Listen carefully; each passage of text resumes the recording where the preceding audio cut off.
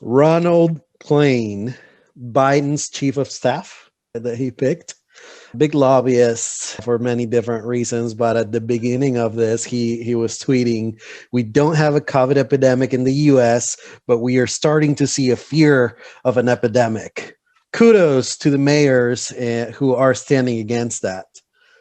So he was one of those people saying, "Oh, this is not bad. This is not going to be bad. This is just a cold, or there's no epidemic."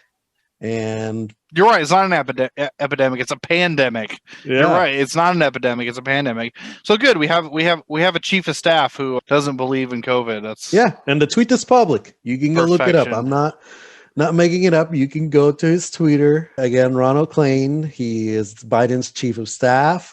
He has lobbied against asbestos lawsuit payouts. He was a lobbyist for Fannie Mae. He was against eco-labeling. He dismissed the danger of COVID. And he also lobbied to withhold life-saving drugs from dying patients. He lobbied for airline mergers. So he's a right-wing person, except when it comes to competition and free market. He loves mergers. He has been lobbying for mergers for a long time. And we can keep talking about cabinet positions. What do you have? Well, I just have Elizabeth Warren not getting her Treasury position, or Treasury Secretary position. Apparently, she disagrees with Biden too much to be on his cabinet.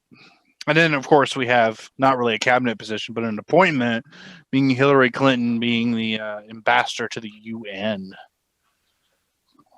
How do you like that, huh? She's back. She's back.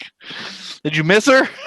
Did you miss her when she was Secretary of State? Did you miss all that debacle? Well, now she's back, and she will most likely be our ambassador to the UN. Obviously, she needs to be confirmed, but I see that not being a problem, really, unless everybody brings up all the horrible stuff that she's done, which nobody seems to care because nobody cared when she ran for president. Joe Biden is bringing the big guns, like literally. 1/3 of his Pentagon transition team comes from organizations that have been financed by the weapons manufacturers. Matt Olson, former counterterrorism center director.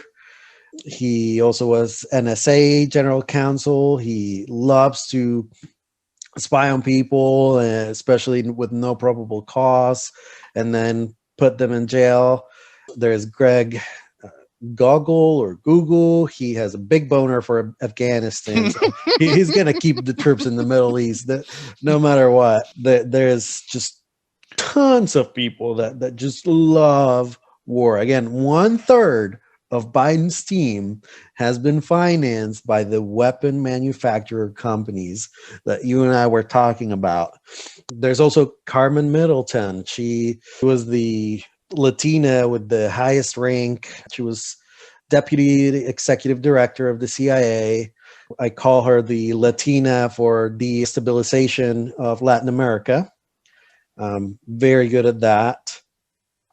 And we're not going to end the wars. We're going to put more troops over there. We're probably going to even have a couple more wars going on by the time Biden leaves 4 years from now, if he leaves. And yeah, so don't worry about that piece. Let me tell you a couple more people, because Biden very, very firm on believing in science and advancing climate change. So he picked this guy, Cedric Richmond. He's going to be senior advisor on public engagement, and he's also going to be a liaison between the business community and climate change activists.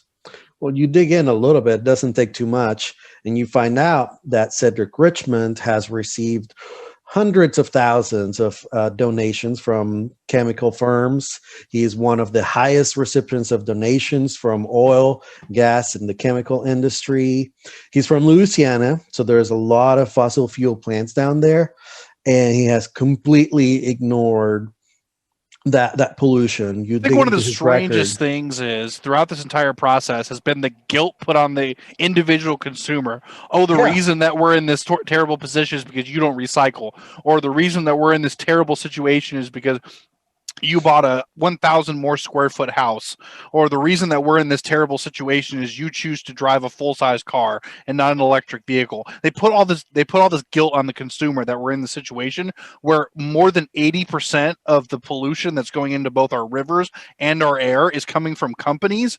And the EPA during Trump's administration was basically cut off at the ankles and basically given no power to go in there and regulate businesses when it comes to coal plants or any other chemical facility whatsoever. It's so weird because you have just to make your point for you. You have all these politicians, you have all these celebrities coming out and saying, "Oh, the reason we're in this terrible position is because what you have done over the past couple of years. You drive your V8 motors, you drive vehicles, and all this other stuff, making the consumer feel like they're responsible for everything that's happened over the past centuries that's caused us to get in this mess, when really the problem is not that at all. It's really the fact that all these manufacturing plants and these chemical plants have been able to dump into rivers and spew into our atmosphere unchecked for nearly a century." Yeah, and Joe Biden is bringing in a guy that has a history of ignoring that. He has completely ignored pollution. He has never mentioned pollution in his political history. So it's just ridiculous. You know how much shit Trump was getting when he started to bringing some of his family members into his staff. Do you remember that? Yep. Well, Joe Biden is bringing Kamala's husband, Douglas. He's leaving his law firm for a role in Biden's administration. I don't know what he's going to do because his specialties include media, sports, and entertainment. Oh, good. So he can be a special advisor, just special like Conaway was, just special advisor. Exactly. But Trump was the winner of just making up random positions in his inner circle and just appointing people, which is really a big problem, by the way, for another reason. So these are non-elected people. Yeah. Okay, you and they have power. You didn't vote for the chief of staff, by the way, which is not even an official position, by the way. It just a president decided he wanted one, and then every president since has appointed one. This chief of staff is literally one of the most powerful people in Washington. He's in the war room with the president almost every single time. He has exactly the same clearance as the president of the United States has, and he is not an elected official.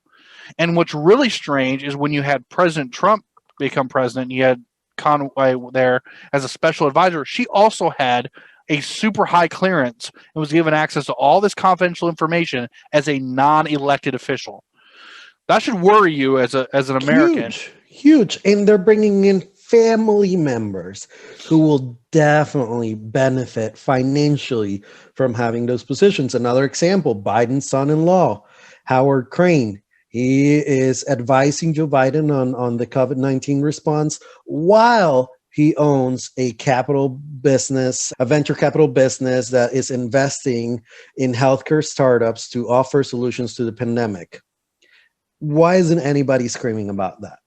Because they were screaming 4 years ago. He's a Democrat. That's right. I forgot. Not a problem. It's Joe Biden. He can do whatever, right? Yep. But 4 years ago, everybody's screaming about Trump bringing his family and how they're financially benefiting from this. Here's a direct example. We'll put it as it's a Politico article. We'll put it the link there. You can read it on how he's bringing in family and close friends to that. That's all I got. Thanks for listening, everybody. Thank you, everybody. Great to be back.